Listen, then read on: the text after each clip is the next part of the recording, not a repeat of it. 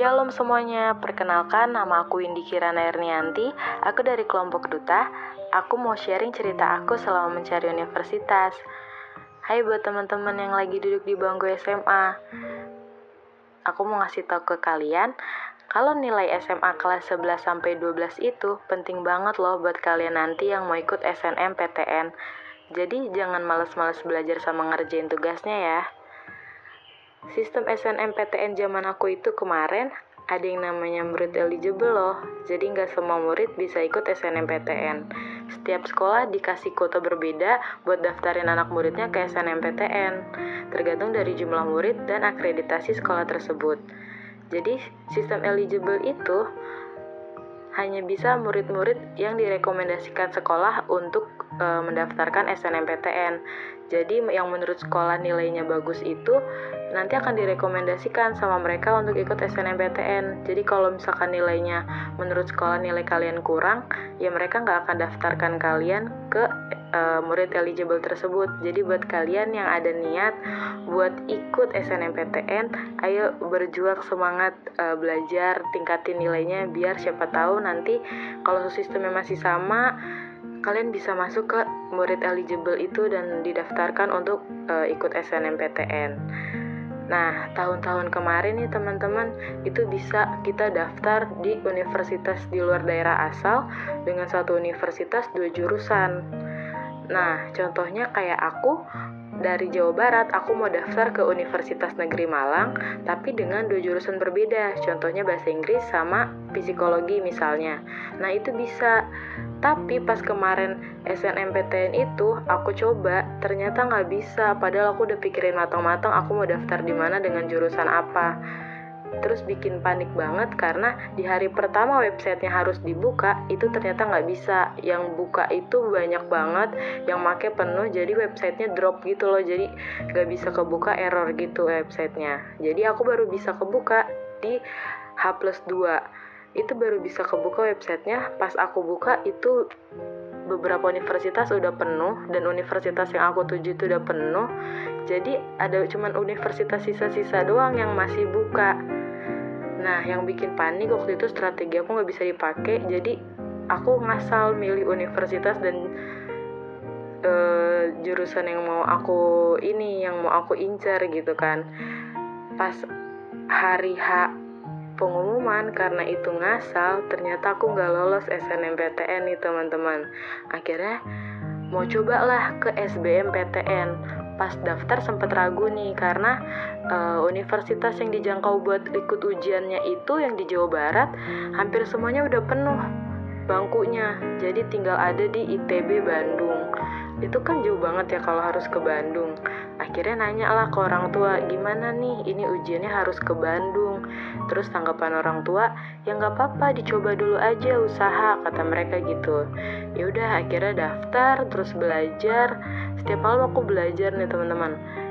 Pas hari H udah datang ke Bandung, hari H SBMPTN-nya, ternyata materi yang semua aku pelajarin di rumah itu beda banget sama soal di SBMPTN ini.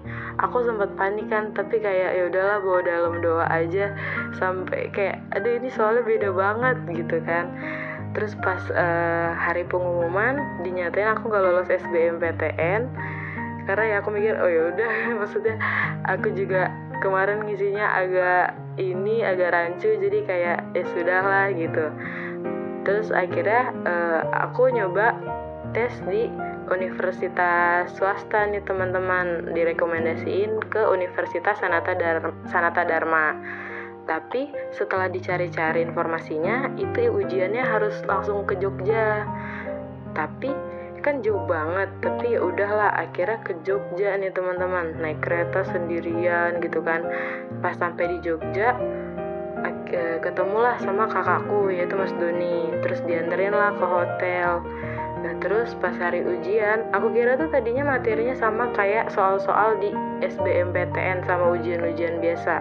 Ternyata soalnya berbeda teman-teman. Itu tuh soalnya lebih banyak kan soal psikotes. Tapi karena di sekolah sebelumnya udah pernah ikut tes psikotes gitu, jadi nggak begitu panik dan malah ngerasa percaya diri banget ngerjainnya gitu kan. Sampai di hari pengumuman ternyata aku dinyatain nggak lolos juga. Ya udahlah, terus kayak masih belum nyerah nih, kayak aduh aku pengen kuliah tapi di mana ya gitu kan, masa nggak kuliah, aku mikir gitu kan. Akhirnya aku waktu itu dapet ini, aku ngeliat ada promosi di Universitas Bunda Mulia. Dia lagi ada promo formulir gratis untuk beasiswa, mendapatkan beasiswa 30-70%. Wah, tertarik banget dong. Akhirnya aku daftar sendiri nih teman-teman, diam-diam, karena aku takut kalau ngomong ke orang tua terus hasilnya nggak memuaskan kan, takut ngecewain lagi. Akhirnya aku ikut tes online, boleh dari rumah. Pas hasilnya keluar, puji Tuhan banget, aku lolos dapat beasiswa 60% dengan syarat IP tidak boleh kurang dari 3,0. Terus aku kasih tahu nih ke orang tua kalau aku ikut tes ambil beasiswa, terus dapat beasiswa. Setelah diomongin dan diskusikan bareng sama orang tua, ternyata banyak pertimbangan dan akhirnya harus ditolak. Jadi beasiswanya nggak diambil tuh teman-teman.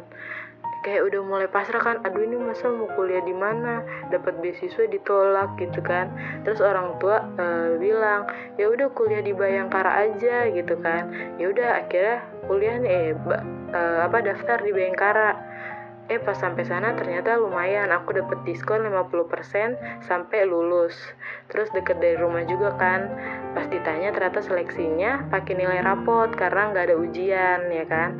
Terus hasilnya keluar, dinyatain lolos. Ya udah, akhirnya aku bayar daftar ulang. Jadi deh aku daftar di Universitas Bayangkara. Nih buat teman-teman, semangat ya sekolahnya, jangan males-malesan karena sekolah online ini bawaannya bikin males banget. Tapi percayalah, setiap kalian rajin masuk kelas, dengerin materi, rajin ngerjain tugas, caper-caper dikit sama guru itu nggak apa-apa loh, jangan terlalu cuek juga. Kalau kalian niat ikut SNMPTN nih, jangan males-malesan buat ngerjain tugasnya ya. Kalau mau ikut SBMPTN, materi yang dipelajarin sekarang itu diingat-ingat, dibikin ringkasan materi biar bisa dipelajari nanti. Jangan sampai mau ikut SBMPTN tapi belajarnya mendadak kayak aku, jadi materinya nggak kecangkup semua.